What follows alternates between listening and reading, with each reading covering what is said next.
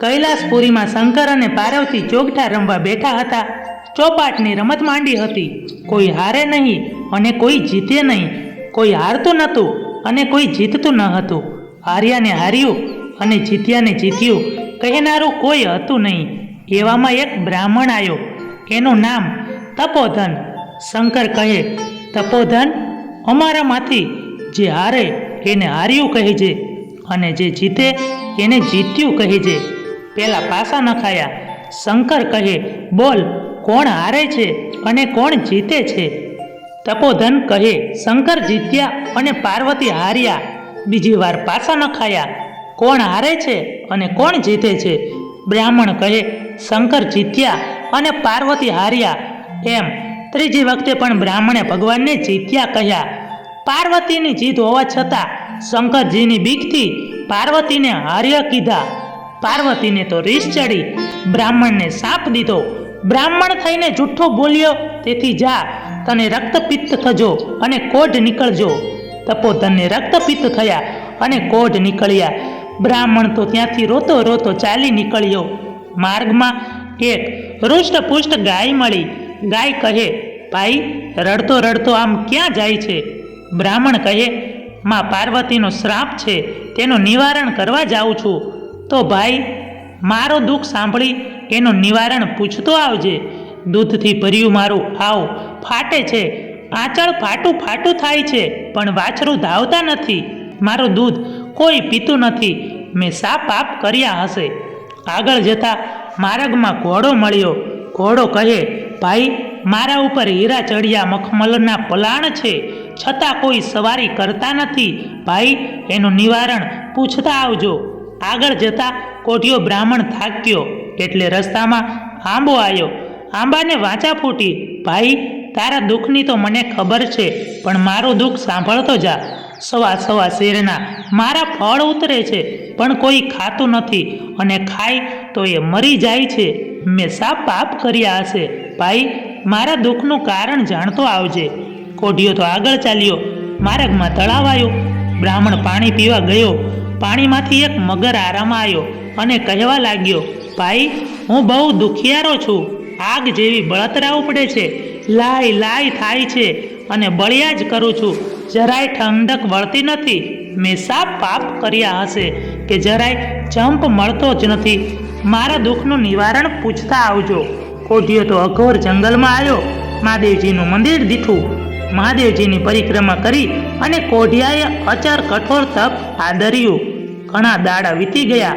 કોઢિયાનું આ તપ જોઈ મહાદેવજી પ્રસન્ન થયા. માગ માગ, માગે તે આપું. કોઢિયો કહે, હે ભગવાન, સાપનું નિવારણ કરો. પાર્વતીનો સાપ છે. મને રક્તપિત્ત કોઢ નીકળ્યા છે. મારા પાપનું નિવારણ કરો ભગવાન. મહાદેવજી કહે, આસ્થા શ્રદ્ધાથી 16 સોમવારનું વ્રત કરજે. તારા પાપનું નિવારણ થશે. સોમવારનું વ્રત કેવી રીતે થાય? આપ મને સમજાવો પ્રભુ. મહાદેવજી કહે, શ્રાવણ મહિનો આવે, દિવાસાનો રૂડો દિવસ આવે એટલે એક દોરો લેવો. દોરાની 7 શેરો લઈ 4 ગાંઠો વાળજે. પીરા પટ્ટે દોરો બાંધજે અને શંકરનું શ્રદ્ધાપૂર્વક પૂજન કરજે. એક ટાણું જમજે. કારતક માસ આવે, અજવાળિયું પખવાડિયું આવે ત્યારે 4.25 શેર ઘઉંનો લોટ, 1.25 શેર ઘી, 1.25 શેર ગોળ લઈ એના 4 લાડુ કરજે. તેના 4 સરખા ભાગ કરજે. એક ભાગ શંકરના પૂજારીને, બીજો ભાગ રમતા જમતા બાળકને, ત્રીજો ભાગ ગાય ચારતા ગોવાળને અને વધેલા ભાગને ચોળી મોળી ભૂક્કો કરી પીડિયારું પૂરજે. એમ કરતાં વધે તોય ભોંયમાં ભંડારજે, પણ રાત રાખીશ નહીં. પૂરી શ્રદ્ધાથી 16 સોમવાર કરજે. તારા પાપનું નિવારણ થશે અને કાયા કંચન વર્ણી થશે. બ્રાહ્મણ કહે, પ્રભુ, માર્ગમાં એક ગાય મળી હતી. એનું દુઃખ ગાયું કે મારા ભર્યા આંચળ ફાટું ફાટું થાય છે. વાછડા ધાવતા નથી અને કોઈ દૂધ પીતું નથી. એને શા પાપ કર્યા હશે? ભગવાન કહે, પેલા ભાવમાં એ સ્ત્રી હતી. તેણે ધાવતા છોરું વછોડ્યા હતા. એના પાપ એને આજે નડ્યા. તું એના દૂધનો અભિષેક કરી મારી પૂજા કરજે, એટલે એનું દુઃખ મટી જશે. કોઢિયાએ ઘોડાનું નિવારણ પૂછ્યું. મહાદેવજી કહે, ગયા અવતારે એ એક વેપારી વાણિયો હતો. ખોટા કાટલાથી એ ઓછું તોલતો અને જૂઠા વચનથી એણે ઘણા ગરીબોને ઠગ્યા હતા. એના પાપથી આજે એની એવી દશા છે. એના ઉપર તું સવારી કરજે એટલે એનું દુઃખ દૂર થશે. કોઢીએ આંબાના દુઃખનું કારણ પૂછ્યું. મહાદેવજી કહે, ગયા ભવે એ ઘણો લોભી અને કંજૂસ હતો. કંજૂસનું ધન કાંકરા બરાબર પાઈ કરી એણે ધન ભેગું કર્યું હતું, પણ પુણ્યના કામમાં એકેય પાઈ વાપરી નહોતી. એ પાપે એ આંબો થયો છે. એના થડ પાસે જમીનમાં ધનના 4 ચરુ દટાયેલા છે. એ ધન કાઢી લેજે, પાણીની પરબો બંધાવજે, ભૂખ્યાને ભોજન આપજે, પુણ્યના કામમાં વાપરજે એટલે એનું દુઃખ મટી જશે. કોઢિયાએ મગરના દુઃખનું નિવારણ પૂછ્યું. મહાદેવજી કહે, ગયા ભવમાં એ એક વિદ્વાન બ્રાહ્મણ હતો, પણ એને કોઈને જ્ઞાન આપ્યું નહીં, વિદ્યાદાન કર્યું નહીં. તેથી આજે એની એવી દશા છે. તું મારી પ્રસાદી રૂપ બીલીપત્ર લઈ એને આંખે અડાડી મને નમન કરાવજે, એના દુઃખ મટી જશે. પછી કોઢિયો બ્રાહ્મણ ભગવાનને નમન કરી અને ચાલતો થયો. માર્ગમાં ઘોડો મળ્યો. મહાદેવજીને વાત સંભળાવી બ્રાહ્મણે સવારી કરી એટલે ઘોડો દુઃખમાંથી મુક્ત થયો. વાટે વળતા તળાવ આવ્યું. મગરની આંખે બીલીપત્ર અડાડી મહાદેવજીને નમન કરાયું. મગરની બળતરા મટી ગઈ અને કાયા શીતળ થઈ અને પોતાનું જ્ઞાન સંભળાવવા લાગ્યો. બીજાને જ્ઞાન આપવાથી તે દાનથી તેનો મોક્ષ થયો. માર્ગમાં આંબો આવ્યો. બ્રાહ્મણે મહાદેવજીની વાત કહી સંભળાવી. કોદાળીથી ધનના ચરુ ખોદી બહાર કાઢ્યા. ગરીબોને ધન વહેંચ્યું, ભૂખ્યાને ભોજન દીધું, માર્ગે પરબો બેસાડી. તેથી આંબાના ફળ અમૃત સમાન મીઠા થઈ ગયા. આગળ જતા વાટ જોઈને ગાય ઊભી હતી. તેણે મહાદેવજીની વાત કહી સંભળાવી. તેનું દૂધ દોહી મહાદેવજીને ચડાયું. ભગવાને દૂધનો અભિષેક કર્યો, તેથી ગાયનું દુઃખ દૂર થયું. પછી કોઢિયાએ 16 સોમવારનું વ્રત કર્યું. એના કોઢ મટવા લાગ્યા. કારતક મહિનો આવ્યો. મહાદેવજીની કૃપા થઈ. કાયા કંચન વર્ણી થઈ. કોઢિયો તો થયો રૂપનો અંબાર અને ગુણનો ભંડાર. એ પોતાના ગામને પાદરે આવ્યો. લોકો કહેવા લાગ્યા, ડોસી ડોસી તારો દીકરો આવ્યો. ડોસી તો રાજીની રેડ થઈ ગઈ. મોતીના દાણા ક્યાંથી લાવે? 4ના દાણા દીકરાને વધાયો. તે દિવસે ગામમાં રાજાની કુંવરીનો સ્વયંવર હતો. છોકરો કહે, માં હું સ્વયંવરમાં જાઉં? ડોસી કહે, આપણે ગરીબ નિર્ધન લોકો સ્વયંવર જોતા શું વળે? છોકરો કહે, ના માં હું તો જવાનો. છોકરો રાજગઢમાં જઈને એક બાજુ ઊભો રહ્યો. શણગારેલી હાથણી વરમાળા લઈને રાજસભામાં ઘૂમતી હતી. તેણે છોકરાના ગળામાં વરમાળા આરોપી. રાજા બોલી ઉઠ્યો, હાથણી ભૂલી છે, ચૂકી છે. હાથણી કહે, હું ભૂલી નથી, હું ચૂકી નથી. અને રાજસભા બોલી ઉઠી, પ્રભુએ ધાર્યું એ થયું. રાજાએ કુંવરીને છોકરા સાથે પરણાવી. પહેરામણીમાં હાથી, ઘોડા, ગામ, ગરાસ આપ્યા. મનગમતા આભૂષણ આપ્યા. અઢળક ધન આપી કુંવરીને વળાવી. રંકમાંથી રાજા થયેલો છોકરો રાણીને લઈ અને પોતાને ઘરે ગયો. લોકો કહે, ડોસી તારો દીકરો આવ્યો, કુંવરી પરણે લાયો, રંકમાંથી રાજા થયો. ડોસીનો તો જન્મારો સુધર્યો. હરક કેલી ડોસી 4ના દાણા લઈ અને વધાવા આવી. ત્યાં તો હાચા મોતીના દાણા થઈ ગયા. ઘણા દિવસ વહી ગયા. શ્રાવણ મહિનો આવ્યો. રાજાએ રાણીને કહ્યું, મારે મહાદેવજીનું વ્રત છે. મારે માટે 4.25 શેર ઘઉંનો લોટ, 1.25 શેર ઘી, 1.25 શેર ગોળ લઈ લાડુ કરજે. લાડુના 4 ભાગ કરજે. એક ભાગ મહાદેવજીના મંદિરમાં પૂજારીને, બીજો હસતા રમતા બાળકને, ત્રીજો ગાય ચારતા ગોવાળને અને ચોથો ભાગ મારા માટે રાખજે. રાણીએ લાડુ કર્યા. લાડુ કકરા થયા. રાણીએ વિચાર કર્યો, આવા સૂકા લાડુ શું મારા સ્વામી જમતા હશે? એણે તો 32 વાટકે શાક અને 33 વાટકે પકવાન કર્યા અને રાજા જમવા બેઠા. પકવાન જોઈ રાજા કોપ્યા. મહાદેવજીનું ધ્યાન કરી સ્તુતિ કરી વ્રત પૂરું કર્યું. અનાજના 4 દાણા લઈ 4 દિશામાં નાખી પ્રભુને પગે લાગી અને ઊભા થઈ ગયા. ભૂખ્યા પેટે સૂઈ ગયા. રાત્રે મહાદેવજીનું સપનું આવ્યું. સ્વપ્નમાં મહાદેવજી કહે, હે રાજા, જાગે છે કે ઊંઘે છે? રાજા કહે, પ્રભુ જાગું છું. તારી રાણીને દેશવટો દેજે. રાજા કહે, જેવી આજ્ઞા. સવાર થયું. રાજાએ પ્રધાનને કહ્યું, રાણીને દેશવટો દો. કાળે લુગડે કાળે ઘોડે બેસાડી અઘોર વનમાં રાણીને પ્રધાન મૂકી આવ્યો. રાણી તો રખડતી રજળતી એક નગરમાં આવી. ત્યાં ઘાંચણનું ઘર આવ્યું. રાણી કહે, બહેન પેટ વરાણીએ માણસ રાખશો? કાંચણ કહે, બહેન આવી છું તો ભલે આવી, પેટ વરાણીએ તને રાખી. રાણી કાંચણને ઘરે રહી. કાંચણના તેલના કુલ્લા ઢળી પડ્યા. કાંચી બેહદ માંદો પડ્યો. આજ મરું કાલ મરું થઈ ગયો. કાંચણ કહે, તારા આવ્યાથી મારું બુરું થયું છે, અહીંથી ચાલી જા. રાણી ચાલી નીકળી.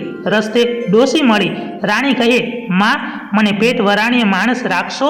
ડોસી કહે, આવી છું તો ભલે આવી, પેટ વરાણીએ તને રાખી. રાણી ડોસીને ત્યાં રહી. ડોસીનો રેંટિયો ભાંગ્યો, પૂણીઓ વાયરે ઉડી જાય. ડોસી બેસુમાર માંદી પડી અને ડોસી કહે, તારે આવ્યેથી મારું ખોટું થયું છે, અહીંથી ચાલી જા. રાણી ત્યાંથી ચાલી નીકળી. જતા જતા માલણને ઘરે પહોંચી. રાણી કહે, પેટ વરાણીએ મને રાખશો? માલણ કહે, આવી છો તો ભલે આવી, પેટ વરાણીએ તને રાખી. રાણી માલણને ઘરે રહી. માલણને રોજ ટોપલો ભરી અને ફૂલ ઉતરતા હતા, હવે તો પાસેર ઉતરવા લાગ્યા. માલણ કહે, તારે આવ્યાથી મારું ભૂંડું થયું છે, તું અહીંથી ચાલી જા. રાણી આગળ ચાલી. રસ્તામાં સરોવર આવ્યું. રાણી પાણી ભરતી પણિહારીને કહે, બહેન પેટ વરાણીએ મને રાખશો? પણિહારી કહે, ઓ આવી છો તો ભલે આવી, પેટ વરાણીએ તને રાખી. એટલું કહેતા તો સરોવર સુકાઈ ગયું. પણિહારીને તો તાવ ચડ્યો. પણિહારી કહે, તારા આવ્યાથી મારું બુરું થયું છે, તું અહીંથી ચાલી જા. આમ રાણી તો દુઃખી થતી આગળ ચાલી. વાટમાં જોગીની મઢી આવી. મઢીમાં જઈ બારણું બંધ કરી રાણી સૂઈ ગઈ. બાવો 12 ખોરડા ભરતો અને 12 શેર આંટો લાવતો. આજે તો 12 ગામ ફર્યો, પણ પાસેરે આંટો મળ્યો નહીં અને થાકીને મઢીએ આવ્યો.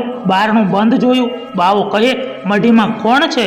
મોટી હશે તો માં કરીશ, નાની હશે તો બહેન કરીશ, અને હાવ નાની હશે તો દીકરી કરીશ. રાણી ગભરાઈ ગઈ. ધ્રુજતા ધ્રુજતા બારણું ખોલ્યું.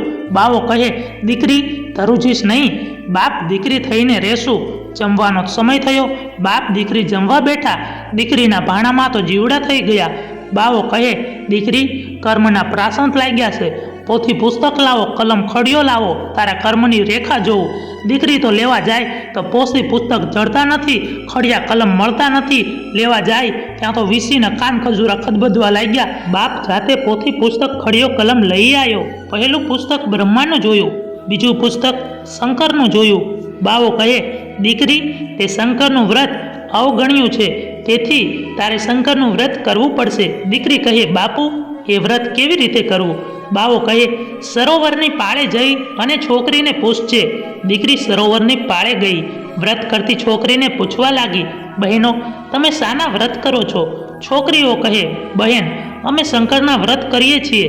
રાણી કહે, એવું વ્રત મને આપો, મને સમજાવો એ વ્રત કેવી રીતે થાય? બહેન તારાથી થશે નહીં કે કરાશે નહીં, આકરા હશે તોય કરીશ, નહીં કરાય તોય કરીશ.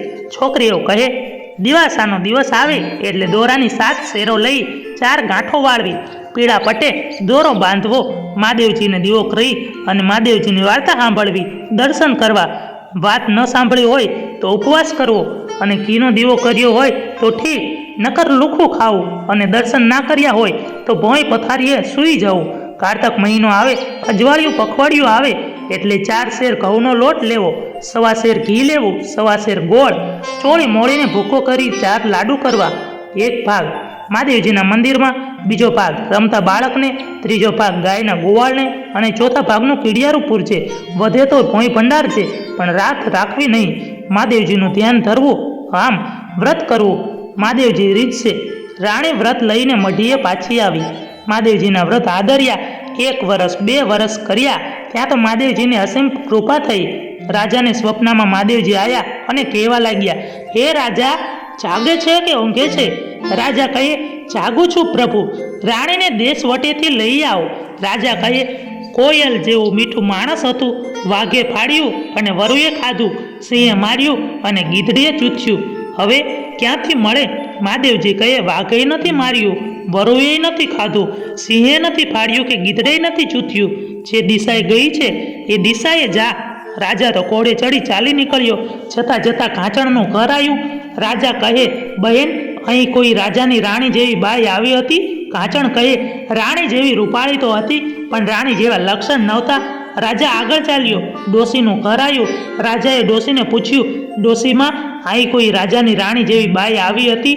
ડોશી કહે, રાણી જેવી રૂપાળી તો હતી, પણ એના જેવા લક્ષણ નહોતા. રાજા ત્યાંથી આગળ ચાલ્યો. માલણનું ઘર આવ્યું. રાજાએ પૂછ્યું, બહેન, અહીં કોઈ રાજાની રાણી જેવી બાઈ આવી હતી? માલણ કહે, રાણી જેવી રૂપાળી હતી, પણ એના લક્ષણ નહોતા એવા. રાજા તો આગળ ચાલ્યો. સરોવરની પાળ આવી.